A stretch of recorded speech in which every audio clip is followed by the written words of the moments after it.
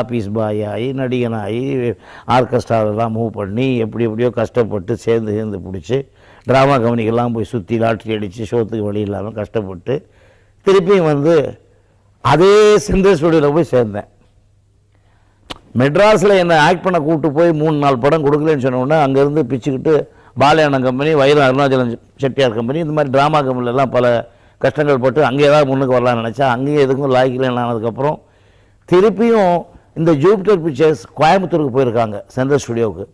அங்கே போய் சந்திக்கும் போது அங்கே எஸ்எம் சுப்பையனோட மீட் பண்ணேன். அங்கே அவர் ஒரு மியூசிக் டைரக்டராக இருந்தார். அப்போ அதே மாதிரி தான் மியூசிக் ஹாலில் இன்சார்ஜ் தான். அப்போ பொட்டிக்கிட்டி தொடக்கி வர வேலை தான். அப்பப்போ தனியாக திருட்டுத்தனமாக வாசிப்பேன். அப்போது அப்படி இருக்கிற நேரத்தில் மறுபடியும் ஜூபிட்டர் முதலாளியை போய் பார்த்து, நான் தெரியாதனமாக போயிட்டேன், இனிமேல் உங்கள் கூட இருக்கேன், ஏதாவது வேலை செஞ்சுட்டு ஆஃபீஸ் பாயாவது வேலை செய்கிறேன், என்னை விட்டுறாதீங்கன்னு சொல்லி, எனக்கு சங்கீதத்துலேயும் அங்கேயும் வேல்யூ இல்லை, இங்கேயும் வேல்யூ இல்லை, ஒன்றும் இல்லை, ஆஃபீஸ் பாய் மாதிரி வேலை செஞ்சுட்டு இருந்தேன்.